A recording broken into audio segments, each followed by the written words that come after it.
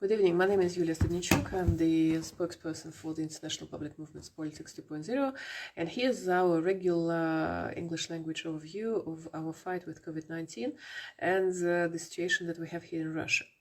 We actually noticed, it's not the first time, we've noticed it quite a long time ago, that all the officials sooner or later do say the truth about what is happening. And as we in Politics 2.0 only regard effective ways of fighting with these COVID restrictions and fighting for our rights, we pay very much really serious attention to such words said by officials, because they allow us to plan our legal action to stop this, to show the illegal side of what is happening.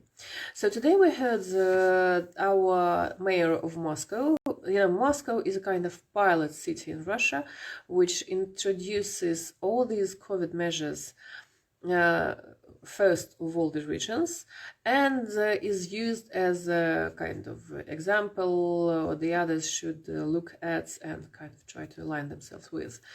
Moscow is really digitalized. We have lots of cameras, we have lots of control over the transports on the streets everywhere, so it's quite easy to implement the measures and to control how things are happening.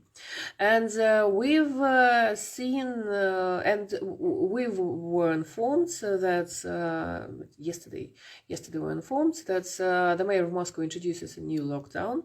There is no such definition of such term lockdown, so it always means different things. But still, they say this is a new lockdown in Russia. In Moscow, non-working days, lockdown, and QR codes will be introduced again. We've already had those QR codes introduced here and introduced last year, and we actually changed this order to introduce these QR codes last year, and we got the reply from the mayor, and it was official reply for the court. It was their speech and their grounding that the QR codes are used to protect health. They are somehow aimed at preventing people from gathering together, controlling how many people are there on the streets and in transport in order to prevent the spread of the virus. So it kind of, they try to look at kind of logical. So they are trying to keep people away from each other in order to fight the spread of the virus. But today we heard a very interesting thing. While they are bringing these QR codes back again to here in Moscow, and they know it's gonna produce a huge negative impact on private business. It's gonna kind of destroy a lot of private cafes, restaurants, and affect the entertainment business and all that, but still they are introducing this. And the mayor said that they are introducing QR codes in order to make people get used to vaccination. So they are not providing grounds saying that they are introducing these codes in order to keep people away from each other, to not to allow these huge gatherings and to control and all that. No, what the mayor said is that the mayor is introducing these codes to make people get used to the vaccination. At the same time, we get a huge amount of information about the dangers of the vaccine. First of all, we've heard this official spokesperson for Rospotrebnadzor in Khakassia that the vaccinated people have the virus within themselves and are dangerous for the non-vaccinated, which means they are spreading viruses with this vaccination. We've heard about a scientific article written by 35 scientists, I guess, and one of them is head of this institution, Gamaleya Institution, which is the developer and the creator of this Sputnik vaccine. And this article was devoted to this to the effect of the vaccination. And the article published in the scientific medical magazine said that the vaccinated people produce new stems of virus within themselves. So they are kind of like incubing machines where new viruses are created. That's is what they say, not we. But since they are the authors of this, the developers of this Sputnik vaccine, it's likely to be true. Really, they know what they're writing about. We also heard some person saying, some specialist in virology, saying that it's impossible to get a virus on board a plane. So when all the aircrafts, air companies, airlines, trying to make people wear masks on board, and all of the airlines, and I've heard it's quite strict in the United States and other countries, it's actually useless from the point of view of protecting somebody from the virus, because this air filtration system on aircraft is built so that it would make air super clean. So it's impossible to spread or to catch virus on planes. So what's the use of the mask there? So we get a really huge amount of information saying that things that are happening now, and this information is coming from official sources, really. This information that is this situation which is developing now, which is rolling out with this COVID and number of cases and all that, it actually has nothing to do with health protection. It has to do with making people follow the instruction, follow these rules, which are illegal. And they are demanding things which people are not happy to accept.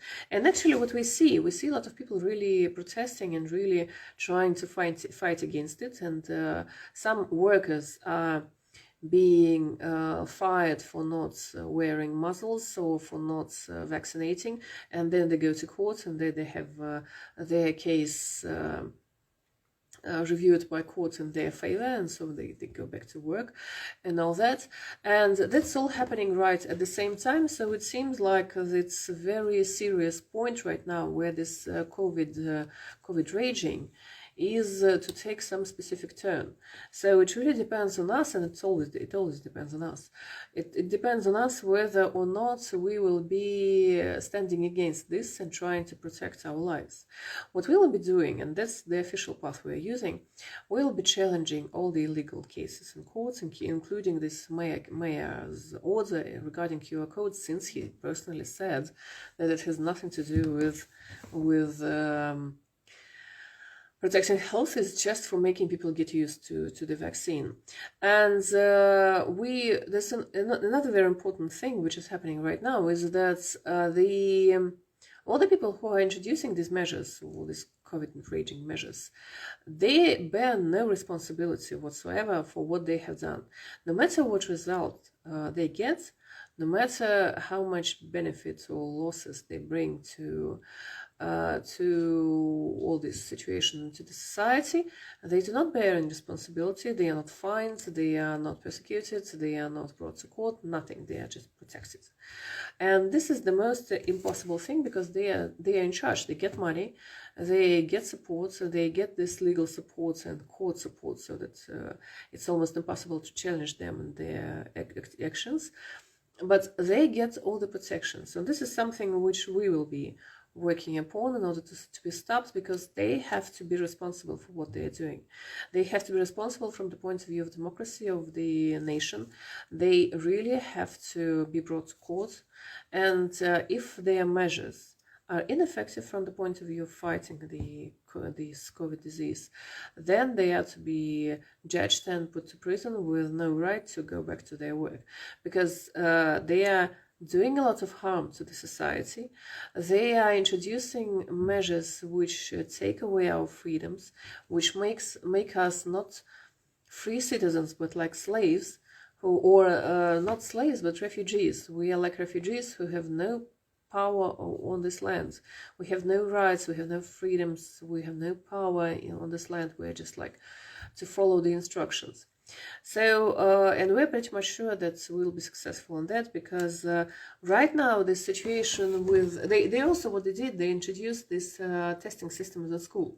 And they said that since a child, in case a child is not testing, does not get a test, does not get school student doesn't want, or parents do not want to have their child tested, the child will not be allowed, the student will not be allowed to go to school and to visit classes, which is just very serious, rude violation of the Russian laws. It's not acceptable to do this, to do our rights on education conditional. It's unconditional. We just have this right, and that's it. So, and they themselves say that the tests they're introducing are not showing whether the person is ill or dangerous for others. Nothing. They just do it. And that kind of, this very situation with schools is very sensible for our society, because it's a case of children going to schools is very this is very sensitive for not only for civil citizens, just for people, but also for those who work in the system, for those who work in those law enforcing agencies and police and official organizations. And we kind of feel that this situation is likely to make people kind of step away from this COVID raging and try to preserve the normal life, at least for their children. So, and one more important thing that we see is that our activities and our approaches are now being used by other political actors, so that they would present it like this is what they are doing. Well, while it's quite obvious that this is something that we have developed, which also means that the situation is changing and the people are turning to the legal ways and try to find the way how to protect their rights. And that's exactly what we want people to do, and that's something we are ready to help with. And let me say it once again, we are only using legal paths. We are not to violate laws. We do not exceed our rights. We only do what we are allowed to do according to the Constitution and to